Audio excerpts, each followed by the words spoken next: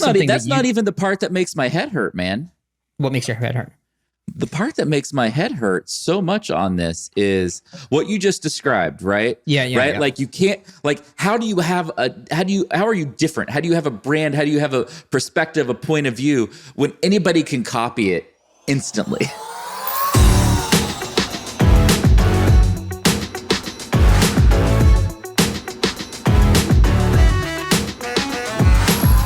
Hey, welcome to another episode of Marketing Against the Grain, your show for marketing-minded people everywhere. I'm your host, Kipp Bodnar. I am joined, as always, by my friend and co-host, Kieran Flanagan, and today do we have a show for you. We are talking about making the impossible possible and how AI is going to be like the next iPhone for how businesses and consumers interact and behave. It is going to be an awesome episode. Kieran, are you pumped for this topic or what, man? I'm excited. I do think we can debate.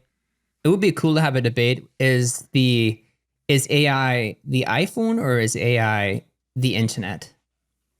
Right? Like, is AI completely changes the way we interact with things in the same way the internet did? Like the iPhone kind of did as well. Yeah, they both did. They're close. Yeah. So you're right. The internet is one bigger level of abstraction up, and you could make the debate it's either one. But I think the iPhone is a good metaphor for today. It's something that everybody is very familiar with, and I got some callbacks there. But it might be bigger than that. I think that's a fair call out. Here's a couple of things that I thought we could start the show with. So most of the, what's happening right now is there's just an avalanche of content being created about AI. We are part of that process.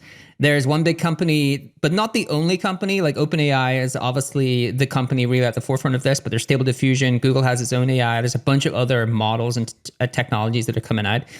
One thing I just want to make sure we level set with, I think one good thing for this conversation to kind of level set the entire framing of this episode about is just how quickly this is evolving. And one way to think about this is what's really captured people's imagination is GPT-3, that model GPT-3. Before that, there was GPT-2. And the rate of evolution, so those things were released maybe 24 months apart, maybe 18 months apart. And here's like an incredible stat that GPT-2, in terms of trainable parameters, which means the more trainable parameters, the better the AI will be, had 1.5 billion trainable parameters, which is a lot. GPT-3 has 175 billion. Whew, that is orders and orders of magnitude. That's crazy. In 2 years, right? And that's what I keep trying to tell people is I don't think you understand the rate of evolution here. Yeah. The Chinese have their own AI model called, it's actually kind of funny because it's one of the only good use cases of a DAO, because theirs is called Wu DAO, DAO, not decentralized or autonomous organization, but actually an AI model. They have 1.7 trillion parameters. So I haven't heard much on that. That's crazy. Can I get your quick 2 cents on was I dove into this because I'm a nerd and I looked at like GPT is trained on 45 terabytes of data. And so I was looking at how, the sources of that data. One of the biggest sources is Reddit. It could really 22% of weighting in the model, but it's not Reddit. It's like outbound links from Reddit where that thread has been upvoted more than 3 times. So trying to use human signal of quality of information. That's really, really smart. I thought that was fascinating. The other big, not as big as only that's 22% of the mix. Wikipedia is 3% of the mix, but it does speak to, hey, thanks for all of the content, Wikipedia. We'll just take all that. Well, right. Well, it comes back to there's a lot of content that a lot of humans have worked very hard to create that's training this AI, and how are people going to get compensated? How's this all going to work is it's super uncertain. And I think that's really challenging in all of this. The flip side of it is you're showing the pace of innovation, and that pace of innovation is madness. And it's opening up a bunch of opportunities for companies and individuals to change how they work, how they grow, how they do everything that they want to do, really accomplish their goals. And the reason that we are, Kieran, I want to talk to you about the last time we really saw this, which was when Apple released the iPhone, and more importantly, released iOS, the App Store, all of the ecosystem, right? And here's a history lesson I would remind everyone of. When the iPhone came out, do you remember what every business did, Kieran? What was the hot thing for every business to do? To do apps? To build a mobile app. And boy, was that stupid. Like there was this whole thesis that building a mobile app was going to change your business. And it didn't. What actually happened is we learned over time that the average person uses very, very few apps, right? Like the average person uses 5 to 10 apps, by every data and study and survey. And so every business in the world making an app is pretty stupid, right? Like that's not a smart thing to do. So what happened? How did those 5 to 10 apps that everybody used break out?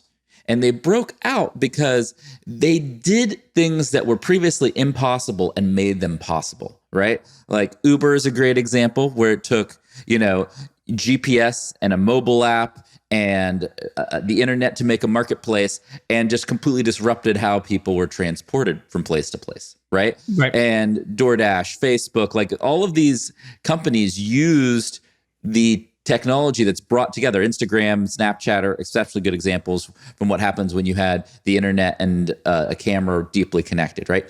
Those are the businesses that really transformed the future. And I think it's really important for us to not lose that lesson, because as we go into this next phase of technology innovation, and AI is going to be a huge part of it, it's not going to be all of it. There's going to be a lot of other great technological innovation.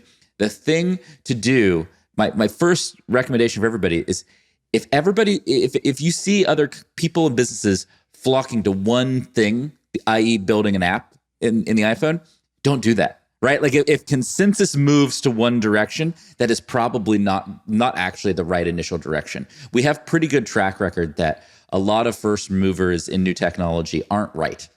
And it doesn't mean that you can't first move and be successful. You just have to do it in a very thoughtful way. And I think you have to use the first principle of what am I unlocking for people that is actually new and possible that they couldn't do before, versus just like, most mobile apps in the early days of the iPhone was just like porting over a website, and that was very, very low value. What's your take on that, Kieran? Like, what would you recommend for everybody? The first time you get the technology, so if you go back and look at the iPhone, the first time we were given that technology, where most people's imagination goes, and it makes total sense, is, I can take the thing that I'm doing on desktop and mobilize it. And people can use that now on their phones.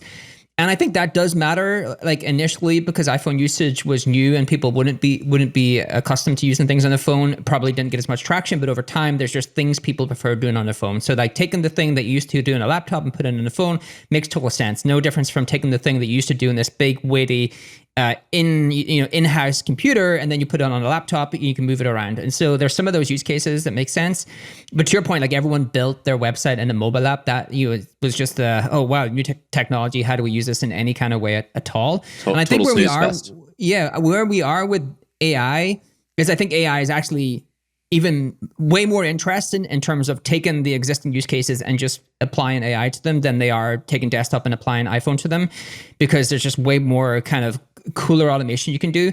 But we're doing things like, we can do content this way. We plug AI in and now we kind of supercharge our content. We can do design. We can do design, but with AI, we can supercharge design. And what I'm really excited by is we can do this thing that we could never have done before. Yes. This is the point.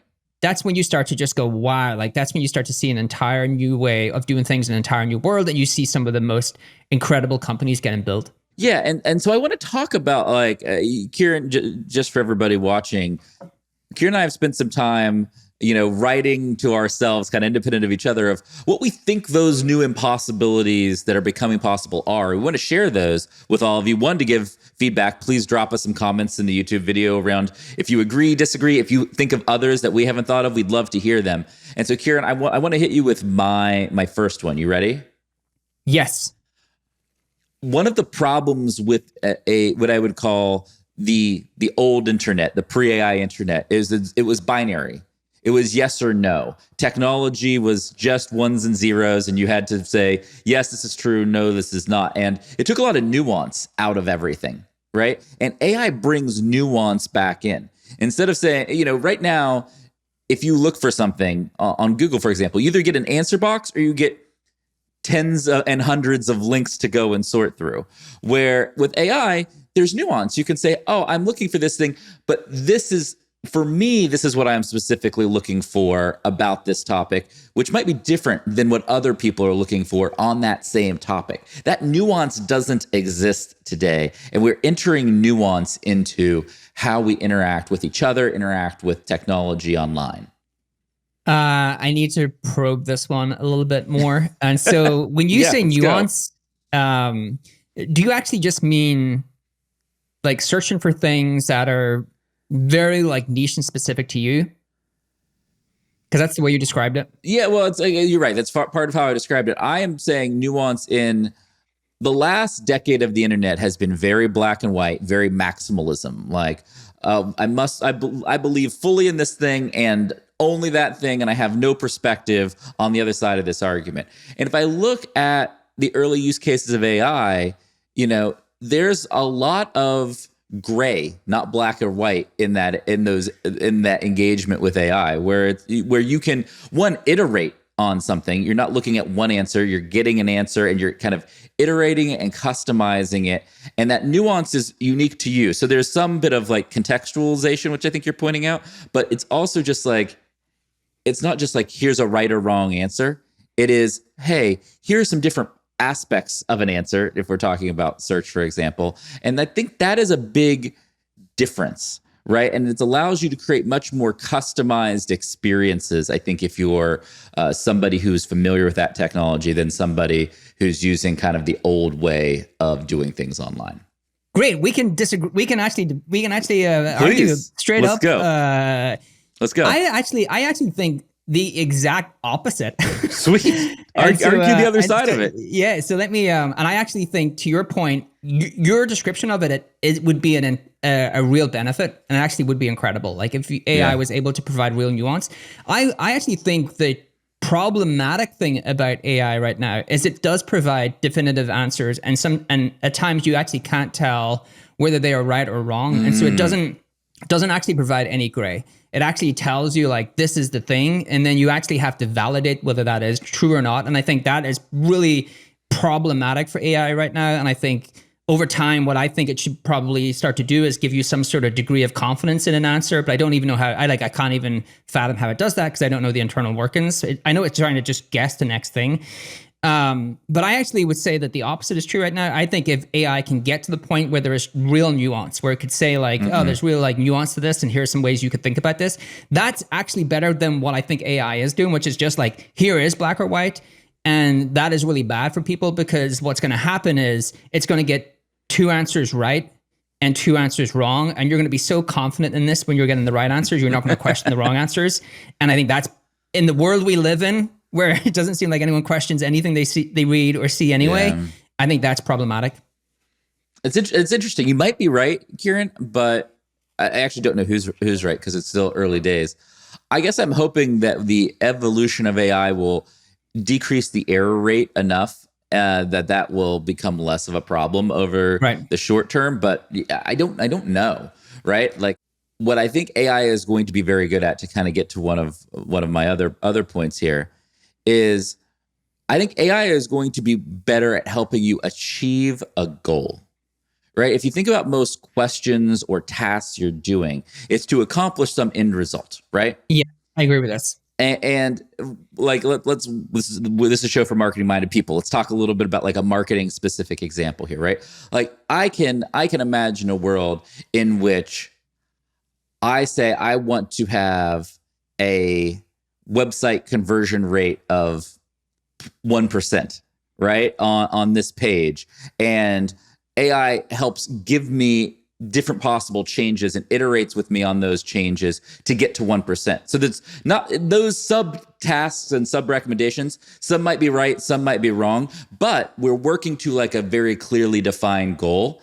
And never before have we had that. Marketing has always been about guessing. Like, don't let anybody fool you. Like, anybody who says they're super analytical, that's great. They're still guessing a shit ton, right? Like I think you and I believe that. And so AI isn't removing the guesswork, but it's giving you a partner to iterate on that's looking at the most important variables for you to change to solve a goal. And I think that is one of the biggest changes that we're going to see. It's going to be, I think the best use cases of AI will, especially in like marketing, will be those that are helping you iterate towards a goal versus like answer a one-off question or create a one-off piece of content. That's why I actually think that what you're arguing actually is a good framing for that is moving from a search engine to a search assistant. Because what you're saying is like, I actually have an assistant and I can give it my end goal and it can actually go and search all of these things and then condense the information into something that's applicable to me. Whereas today you kind of have to do that yourself. You search for something in Google and you actually take some of that information and then you refine the search and then you go through all the links and you take some of that information. AI is the one that's actually going to do all that work for you. You're like, oh, I want to start with I need a 1% conversion rate. Okay, well, I will trawl through all of the information that's out there and start to like condense it and package it in a way that's suitable and customized for you. And then the speed, and then what you like the example you give is a speed of refinement. I can say, okay, cool, take one of those away and go deeper on 1 and 2. And okay, well, here's deeper on 1 and 2. And you can like speed through those things until you get like the actual thing that is really only applicable to you. Like it's really customized towards you. And I think that is going to be huge. I think it's going to be a game changer in how we think about search. Yeah. And I want to try to give everybody watching a very specific example here. So a ton of people run online ads, right? A ton of businesses run online ads. So let's talk about like Instagram ads, Facebook ads, what have you.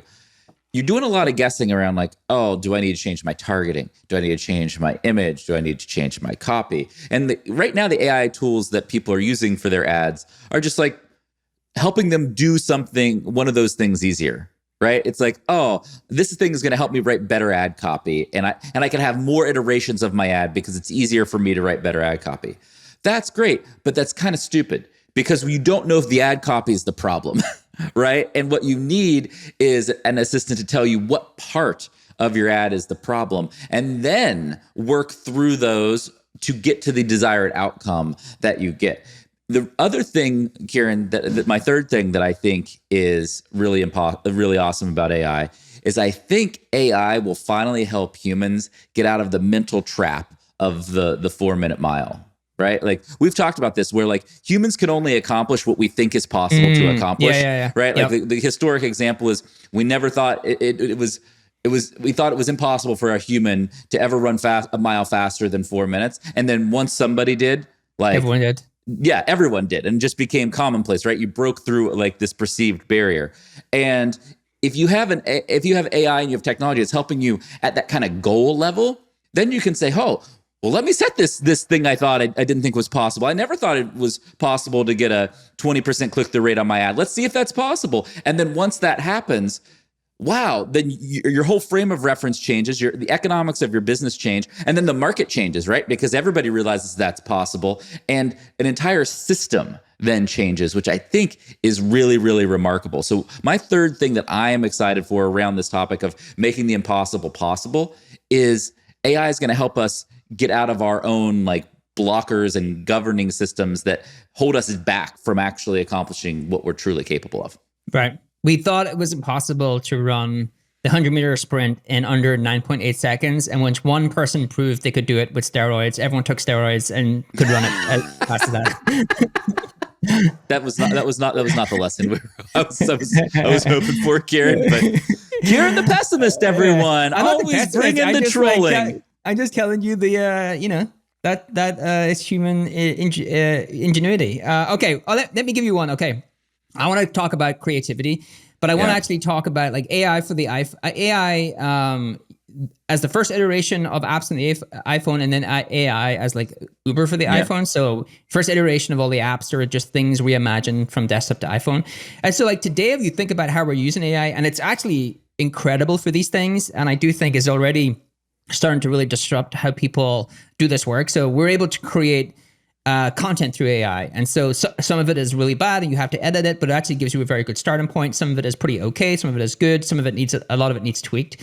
We have AI moving towards what's going to 100% happen is AI is going to be integrated into CMSs. CMSs will be able to pull in data from the internet, whether that is from your competitors, from keyword tools, and start to like create first drafts of all of this content, and you'll just be able to edit it and then publish it. And we're going to get much better at this, right? We're going to get much better at the automation. Mm-hmm. It helps us create images much easier, but you need a lot of tweaking. And so there's still like, it's still quite human driven, AI assisted, and then human edited, right? There's some kind of loop there. One really good example of that is there's this guy called Jason Allen. And so Jason Allen won an award. He won this competition for digitally manipulated photography. So it's a contest where you could actually use AI to create art. And he had 900 versions of his art. So he went through 900 versions and he iterated. And then he actually ended up doing the rest of it in Adobe. So it gives you an example of like the amount of iteration humans are doing with AI. So what's the Uber version of this, right? Yeah. If the iPhone To-Do app version is like take content, but actually be able to, I think there's two things we're doing. We're accelerating the amount of content you can create, and we're widening the pool of people who can create that stuff because AI is making it much easier to create content, images, and videos. The Uber version of this is actually very similar to what Uber did for taxis, is like media on demand. And so what AI I think is going to be able to do is me say, hey, like go train on these people. Like Ben, let's say one of them was Ben Thompson. Like go train on like Ben Thompson's strategy. Shout out Ben content. Thompson. He's got a great site, Stratechery. Go check it out if you haven't. And so you're like, okay, well, I think his content and the way he thinks is incredible. And I just want to be able to dictate what he creates for me. Mm-hmm. And so I can train the AI on his stuff. And then I can tell the AI to create me an article all about HubSpot's business model, or all about the breakdown of like Microsoft just investing in OpenAI, and tell me that through the lens of Ben Thompson. That's terrifying. That changes everything, because now I am just deciding what media I want and the form that I want it. And the thing that I can't get my head around is like the way that we win today as marketers is we create one-to-many. Well, what happens when you create one-to-one? And that one-to-one is like only something that's not even the part that makes my head hurt, man. What makes your head hurt? The part that makes my head hurt so much on this is what you just described, right? Like, I think of Ben Thompson as like this very singular mind in kind of business strategy, and like has its own kind of way of explaining ideas. And if I can go and have an idea that I'm interested in explained just like him, but with him out having to do it, that is the seeds of basically commoditized differentiation. That even makes sense. Yeah. Right. Yeah. Like you can't, like, how are you different? How do you have a brand? How do you have a perspective, a point of view when anybody can copy it instantly? you know, like that makes my head hurt. Yeah. This is copyright. This is like why the copyright wars are going to be so intense. Yeah. That's what's really hard about it. I think we will figure out a way to make this work, but I think there could be a period of time where it's actually very hard to differentiate, especially in like media, content, art, that side of things. You can always differentiate in business model and product value and those things, but maybe the product maximalists will win. Maybe the people who think, oh, product's the only thing that ever matters will have a day in the sun. We disagree with that, obviously, on the marketing side of things. But it hurts my head to think that it's going to be so much harder to be different, because that's such an important part of doing great marketing, being a successful business, all of those things. Yeah, maybe there will be like it costs $12 million each time OpenAI do a training run for its training set, like that 45 terabytes of data. And I think all of the most incredible things will be taking that training model from OpenAI and then running your own training model on it, like something like Quora, taking that and then using their proprietary data to train model on the stuff that they have, making it unique to them. And so maybe there will be like, you actually need to have a certain amount of data to be able to train off. So you can't, like Ben Thompson doesn't actually have enough content in the world for me to train something that's as good as him. But I don't know, like you actually can go play around with this today. You can go to ChatGPT. You can paste in an article from someone and you can say, rewrite this sentence in the form taken that person's writing style. Now I've tried it. It actually isn't that great, but I think it could get better. Like it really just depends on how much content it needs to build a really great training model. But even like think about like the insane thing, right? Let's say like I want a marketing course from Seth Godin. And I am I pronouncing that name right, or am I got Seth the guy Godin. from? Yep, you're nailing it.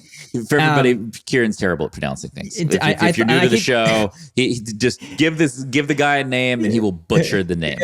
But I always think with Seth Godin, I'm getting mixed up with Seth Rogen, and that wouldn't make any sense. What's like a stoner movie producer? Like, what's I actually would like to be taught marketing. One has great hair, one has no hair. There's a lot of differences there, man. Yeah. But can you imagine Seth Rogen teaching you marketing? That would be like that would be a good time. But like, let's say I want a course, and so I can just type in like, teach me these things in the form of Seth Godin. The incredible thing is there's technology today that can actually create the tutorial videos with him, his face, his voice, everything, right? And so like even education could be on demand. Like, and again, when I mean on demand, I don't mean on demand, go sign up and I can just take that. I mean like you can dictate exactly what the course is about for you. And I think that is a world we are going to move to. Like even movies, you can imagine movies being customized for you in the future. Totally. Quick sidebar for everybody watching. Just recently, within the last week, we're recording this. Rich Roll, who's an awesome YouTuber and interviewer, has an amazing 1.5-hour interview with Seth Godin that I think is one of the best things related to business and marketing that I have seen on the internet in probably, I don't know, months, if not years. It's incredible. Go check out Rich's channel. I highly recommend it. We're going to do a deep dive in that interview, right? If people I think we have to. There is just some freaking gold on that thing, and I want to do a deep dive. You need to finish watching it, and we should huddle. But it's like it is so unbelievably good. All right, I got one other aspect of kind of making the impossible possible that I want to talk about. One of the things that you talked about, Kieran, with AI and a lot of the popular AI models is all of the training data and the immense amount of trading data they have. And one of the things that does is it brings all of like history and lessons and learnings to like real-time accessibility in a way that just was never possible before. And let me give you like a practical example of this. Kieran, you're familiar with Ryan Holiday, right? Yep. So for folks who might not be familiar, Ryan Holiday is an author. Before he was an author, he was a marketer and was really good at growing businesses.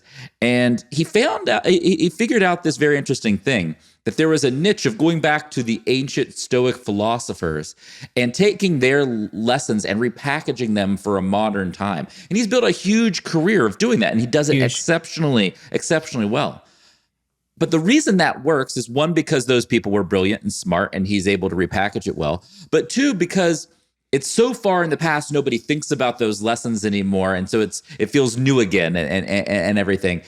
That is going to be possible for anybody to do at any time with AI, and to do much faster than Ryan has spent the last, decade or whatever he has spent doing that.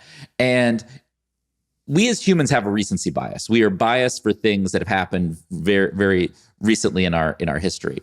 I think AI is going to even that bias out, because it's going to bring some of the most important lessons from history up into the forefront, because we're getting much better at aggregating and accessing all of this information. And I think if you are an individual or a business, that's going to open up a bunch of opportunities for how you teach, how you interact with your community, how you market your products, all of those things, and in a way that just isn't the case now, right? Like, even if you look at Google, Kieran, Google does favor the newer content, right? Like, part of Google's algorithm is like, how fresh is the answer to this? Because we know that newer answers are better. And we're going to kind of smooth out the timeline on all of this, which I think could be a really, really valuable thing. I don't know, but I'm excited about it.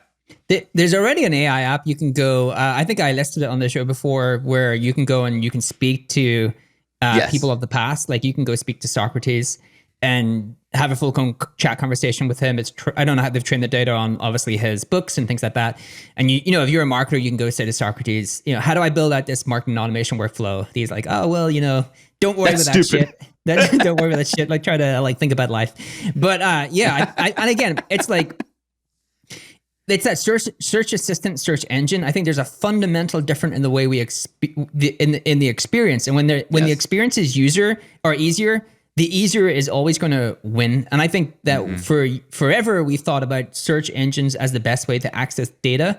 And I think what the AI ChatGPT has showed us is actually there's an experience that's like one level better. It's easier. Yeah.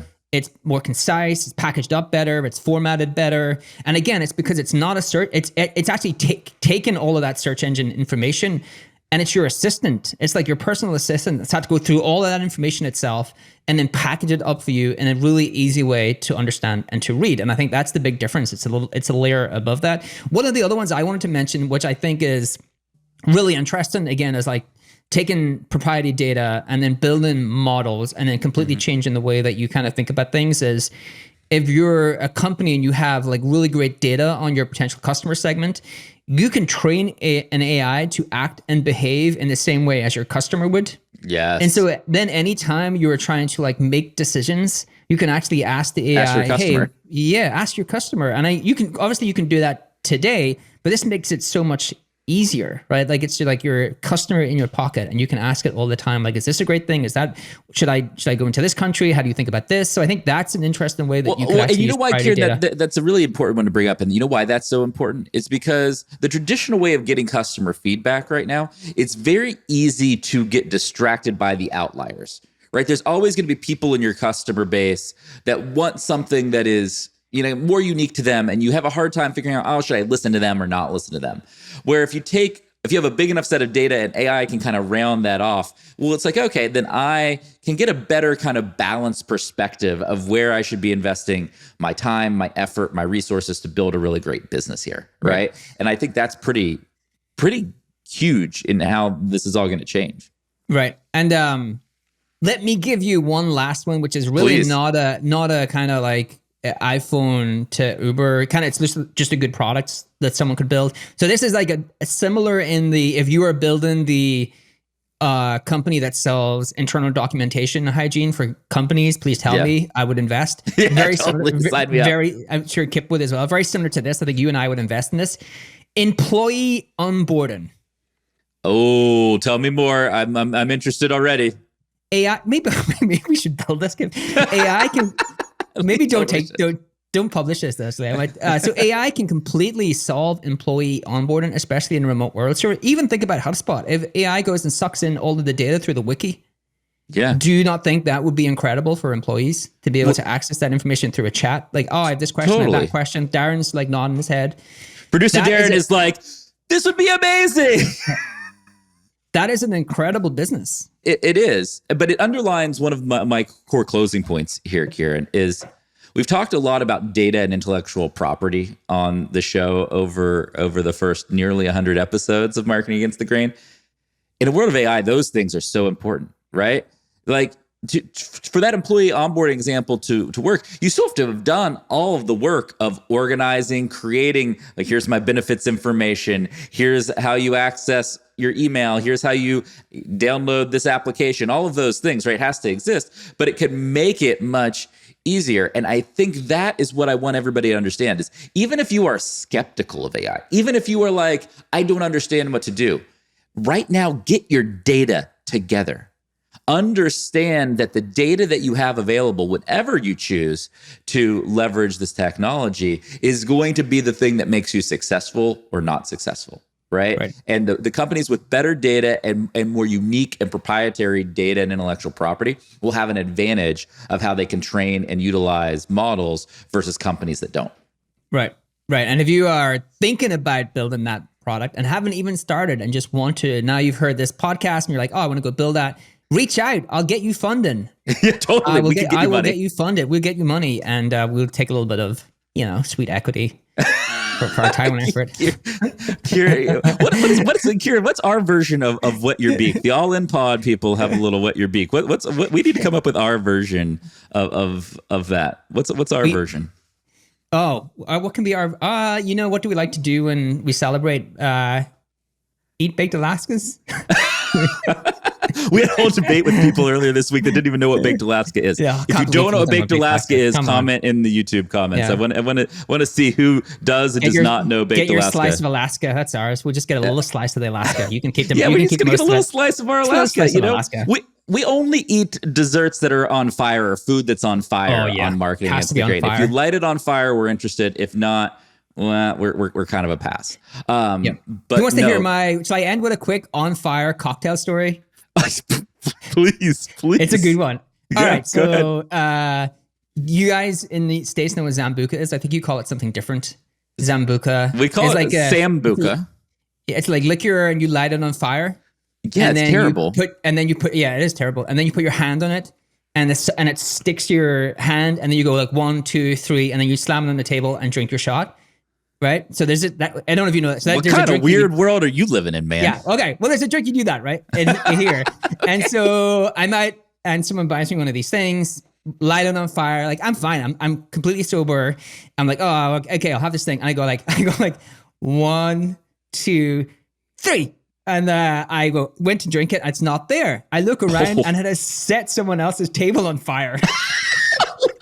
What? When was this? It was years ago. And I looked across and like these people are sitting there in just like terrified faces, table on fire, and me just sitting there going, hi, that's my drink. Because it just so you're an arsonist? Is that what the moral of the story? No one got, you know what, the cure when it burns, it actually is not too bad. Like no one got injured. It was put out pretty quickly. Table is fine. I have no criminal record. Everything's good. I am reconsidering my stance on eating food that's on fire with you in this world. That's my point. Food on fire, yes. If you're not throwing it, you should never throw food on fire. No, you should never throw. Drinks on fire when you are, moving them around, bad idea. That is my... Kieran and I have a lot of stories that we will share over the years on the pod about incidents with drinks and other humans. It's just bad. The one for today will be Kieran basically setting a table on fire. We've got some other ones. But getting back to kind of closing out the show here. Don't follow the herd when it comes to AI. Don't think about just using AI to do the things you're already doing today. That's lesson 1. Lesson 2 is think about what is impossible for the problems that you're trying to solve. Like, what did you think just wasn't possible? And set a regular cadence to understand as this technology evolves, is it going to be possible? Are we going to have new unlocks for how you work and do the things that you need to do, right? Like that is, I think, hugely, hugely impossible. 3, eat food that's on fire. It is delicious. And so you haven't really lived if you're not eating food that's on fire, especially desserts that are on fire. Yes. But in all seriousness, this is a huge shift in how we are all going to work and build companies over the next decade. And what we're trying to do is give you an early map to save you some time. Don't go down the path of creating a mobile app like everybody did when the iPhone came out. Don't follow everybody else. Think about what you're going to do differently and where your unique opportunity lies. Kieran, anything else before we hit the show today? No, I think you covered it. I think 2023 is going to be the year of the things that we did not think possible, made possible through AI. And I, for one, think that is a great time to be alive when technology goes through those kind of advancements. Oh, gosh. It is going to be an exciting year. We're going to be here with you every step of the way, and we will see you very soon on Marketing Against the Grain.